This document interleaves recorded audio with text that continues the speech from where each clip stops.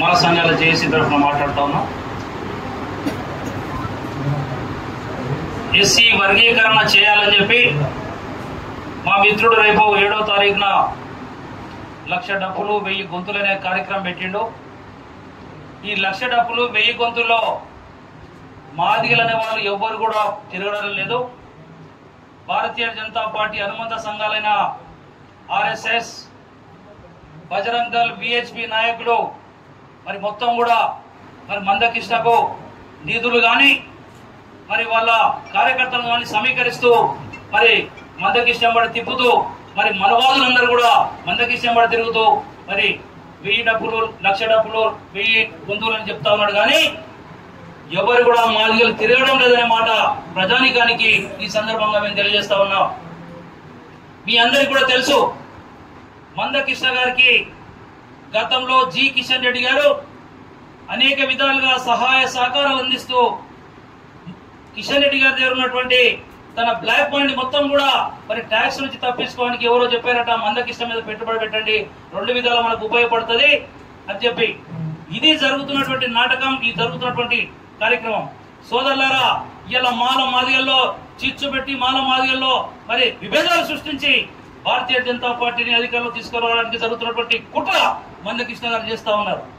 మరి మేము కూడా చెప్తా ఉన్నాం, నిజంగా రేవంత్ రెడ్డి గారు ముఖ్యమంత్రి గారు మీకు మా మాదిగల మీద కానీ మా మాదిగల మీద కానీ మా 50 నిజంగా ఉపాధి రాష్ట్రం ఉన్నటువంటి ఇప్పుడు కూడా 59 కులాల్లో మా మీద ప్రేమ ఉంటే రేవంత్ రెడ్డి గారు మీ సాకిరి మీద నెలకాలం గుర్తుపెట్టుకుంటాం. మేము మా మాదిగ సోదరుడు ఉన్నటువంటి మా సంపద గారికి ముఖ్యమంత్రి పీఠాన్ని ఇచ్చేసి నువ్వు తప్పకుండా దళిత జాతి మొత్తం రేవంత్ రెడ్డి గారికి కృతజ్ఞత చెప్తామనే మాట తెలియజేస్తా ఉన్నాం. కానీ నీకు ఏమాత్రం కూడా అవగాహన లేకుండా జడ్జిమెంట్ వచ్చినటువంటి ఒకటే రోజుల్లో నువ్వు చదవకుండానే మరి గాలి మాటలు చెప్పి నేను అది ప్రజలందరూ కూడా తప్పుదో పట్టిస్తున్నాం. ముఖ్యమంత్రి గారు, ఇది మంచి పద్ధతి కాదు.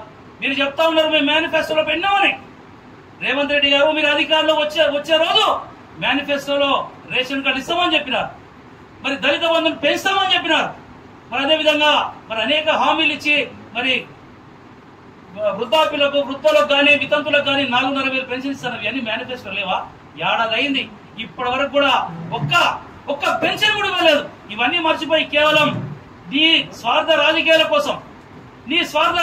కోసం ఇలా రేవంత్ రెడ్డి గారు మెడకేసుకొని మరి దళితుల మధ్య చిచ్చు పెట్టి డ్రామాలు చేస్తున్నటువంటి ముఖ్యమంత్రి గారు, ఒకవేళ కనుక మీరు మొండిగా ఎస్సీ వర్గీకరణ రేపు అసెంబ్లీలో ప్రవేశపెడితే తప్పకుండా మీ పదవికి ముప్పు వస్తుంది. మాలను ఊరుకోరు. మరి మాదిగలకు న్యాయం జరిగే వరకు మేము పోరాడుతాం. ఇది కేంద్రంలో మోడీ గారు, అమిత్ షా గారు మనువాదులు ఆడుతున్నటువంటి నాటకంలో మరి రేవంత్ రెడ్డి గారు బలి కావద్దని చెప్పి నేను మరొకసారి మరి మాల సంఘాల జేఏసీ తరఫున విజ్ఞప్తి చేస్తా ఉన్నాం. తప్పకుండా రేపు 1,00,000 డప్పులు కానీ 1000 గొంతులు కానీ నిజంగా ఏదన్నా జరగరాది మరి ఈ మనవాదమైన కుట్రలు చేసి హైదరాబాద్ నగరంలో ఏదైనా అల్లర్లు సృష్టిస్తే ముఖ్యమంత్రి రేవంత్ రెడ్డి గారి బాధ్యత వహించాలి. ఇదంతా కూడా మెడకేసుకోవాలని చెప్పి నేను విజ్ఞప్తి చేస్తా ఉన్నా. నిజంగా ఎస్సీల మధ్య సమన్వయం కుదుర్చాలంటే మాల మేధావులను పిలవండి, మాది మేధావులను పిలవండి. ఒక వారం 10 రోజులు 2 రోజులు చర్చలు పెట్టండి. దాంట్లో ఏమొస్తుందో మీరు చెప్పండి. ఇలా కంచెలే గారు పెద్దలు చెప్తా ఉన్నారు, మరి ఇలా హరిగోపాల్ గారు చెప్తా ఉన్నారు, కోదండరామ్ గారు చెప్తా ఉన్నారు, గాలి వినోద్ కుమార్ గారు చెప్తా ఉన్నారు. ఇంకేం కావాలి? అంతకన్నా పెద్ద మేధావులు కావాలన్నా? పనికిరాని పసలేనటువంటి మరి మనవాదులకు ఏజెంట్ గారు పృథ్వీ గారు విఠల్ లాంటి వాళ్ళు మరి పరిగణలోకి తీసుకుని చేస్తే నీ పదవికి ముప్పు వస్తుంది. నీ చేతగారితనానికి నువ్వు మరి బలైపోతావు రేవంత్ రెడ్డి గారు అని చెప్పి మాల సంఘాల జేఏసీ హెచ్చరిస్తా ఉన్నది. రాబోయే రోజుల్లో ఎవరికి అన్యాయం జరిగినా మాలను మాత్రం ఊరుకునే ప్రసక్తి లేదు. ఈ రాష్ట్రంలో ఏ విధంగా అయితే కాంగ్రెస్ పార్టీ అధికారంలో తీసుకొచ్చినామో అదే పోరాటంతో రేవంత్ రెడ్డి గారిని దించే వరకు కూడా మాల సంఘాలు పోరాటం చేస్తాయని చెప్పి ఈ సందర్భంగా మాల సంఘాలు హెచ్చరిస్తా ఉన్నాయి. కాబట్టి నిజంగా మా మాలవాదులకు న్యాయం చేస్తే మరి అందరితో చర్చ పెట్టండి, డిబేట్ పెట్టండి.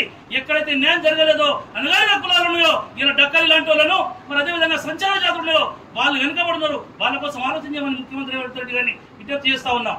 మరి ఒకటి మొన్న మా వివేక్ గారిని నిజంగా ప్రజానాయకుడు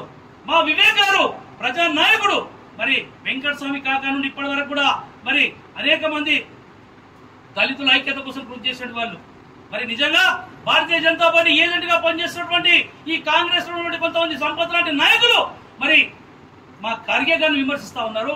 మరి కాంగ్రెస్ నాయకులు అందరూ విమర్శిస్తా ఉన్నారు. దేశంలో అందరూ విమర్శిస్తా ఉన్నటువంటి మందకృష్ణ మీద మాట్లాడకుండా భారతీయ జనతా పార్టీకి ఏజెంట్ గా పనిచేస్తున్నటువంటి కొందరు నాయకులు, కాంగ్రెస్ నాయకులు వివేక్ గారు విమర్శిస్తా ఉన్నారు. ఖబర్దార్, వివేక్ గారి మీద ఈగ వాలినా, వివేక్ గారి మీద ఏ అన్యాయం జరిగినా ప్రజలంతా లక్షలాది మంది హైదరాబాద్ చలో హైదరాబాద్ కార్యక్రమం చేపడతాం. ఈ రేవంత్ రెడ్డి గారికి మాలో సత్తా ఏందో చూపిస్తామని చెప్పి ఈ సందర్భంగా హెచ్చరిస్తూ మరి జాగ్రత్త చూసుకో రేవంత్ రెడ్డి గారు, నీ పదవికి ముప్పు వస్తుంది. నువ్వేదైనా జరగరాదు జరిగితే చేస్తే మరి మాలందరూ కూడా మీకు తెలుసు, ఎవరి మద్దతు లేకుండానే గతంలో మేము జింకార గ్రౌండ్ లో 10 లక్షల మంది మొబిలైజ్ చేసినాం. ఎవరి సపోర్ట్ లేదు, ఎవరి సహకారం లేదు. కాబట్టి మా శక్తి ఏందో ముఖ్యమంత్రి గారు మరొకసారి మీరు తెలుసుకోవాలని చెప్పి మాదిరికి న్యాయం చేస్తే ఇంకో పద్ధతి ఉన్నది. మీరందరూ కూడా మేధావులను కూర్చోబెట్టండి, ఎక్కడ అన్యాయం జరిగిందో మాట్లాడదాం. అంతేగాని ఇష్టమైనట్టు చేస్తే ఎవరు ఊరుకోరు.